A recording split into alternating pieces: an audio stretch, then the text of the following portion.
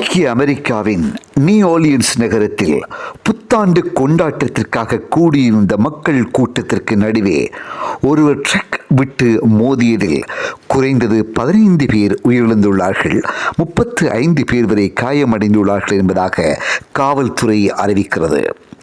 Drug ஓட்டுநர் வேண்டுமென்றே ட்ரக்கை விட்டு மோதியதாக காவல்துறையினர் கூறுகின்றார்கள். நியூ ஆர்லியன்ஸ் நகரத்தினுடைய பிரபலமான ஃபோமன் ஸ்ட்ரீட்டில் புத்தாண்டு பரபரப்புகளுக்கு இடையே மக்கள் மத்தியில் ட்ரக் மோதியதில் இந்த கோரச் சம்பவம் இடம்பெற்றிருக்கிறது. தாக்குதலுக்கு பிறகு நடத்தப்பட்ட ஆய்வுகளின்படி ட்ரக்கில் பின்புறத்தில் IS குழுவினுடைய கொடி கண்டுபிடிக்கப்பட்டதாக FBI தெரிவிக்கிறது.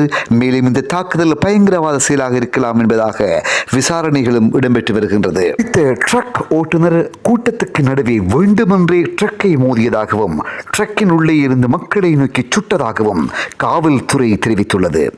ட்ரக் ஓட்டுநர் காவல்துறையால் சுட்டுக் கொல்லப்பட்டதாக அமெரிக்க ஊடகங்கள் கூறுகின்றன. உள்ளூர் காவல்துறை தலைமை அதிகாரியினுடைய கருத்தின்படி முடிந்தவரை அதிகமானோர் மீது மோதுவதற்கு முயற்சிக்கும் வகையில் ட்ரக்கை அதன் ஓட்டுநர் மிகவும் வேகமாக ஓட்டி வந்ததாக தெரிவித்தார். உள்ளூர் நேரப்படி காலை 3:15க்கு இந்த சம்பவம் இடம்பெற்றிருக்கின்றது. காவல்துறை வைத்திருந்த தடுப்பையும் அவர் மோதியுள்ளார். ட்ரக்கின் உள்ளே இருந்து அவர் சுட்டதில் காவல்துறையை சேர்ந்த 2 காயமடைந்துள்ளார்கள் என்பதாகவும் குறிப்பிடுகின்றது பாதுகாப்புத்துறை.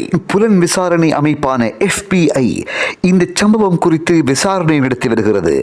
இந்த சம்பவம் தீவிரவாத தாக்குதலா என்கின்ற கோணத்திலும் விசாரணைகள் இடம்பெற்று வருவதாக தெரிவிக்கப்படுகிறது. புத்தாண்டு அன்று வேண்டுமென்றே மக்களை ஒருவர் கொலை செய்துள்ளார் என்ற செய்தியுடன் நாங்கள் விழித்துள்ளோம் என லூசியானா மாகாணத்தினுடைய மூத்த வழக்கறிஞர் லிஸ் மூரியஸ் சமூக ஊடகத்தில் பதிவிட்டுள்ளார்.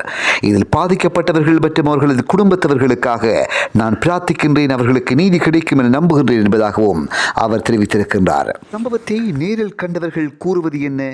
மாலையிலிருந்து நாங்கள் ஃபோர்டன் ஸ்ட்ரீட்டில் இருந்தோம்.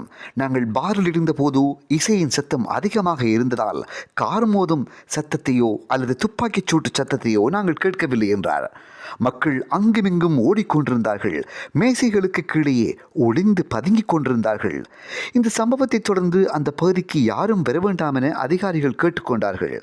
அமெரிக்காவில் புத்தாண்டு தினத்தில் இந்த ட்ரக்கினை ஓட்டி மக்களின் மீது மோதி 15 உயிர்கள் பலியாவதற்கு பின்னணியில் இருந்தவர் இவர் என்பதாக நம்பப்படுகிறது.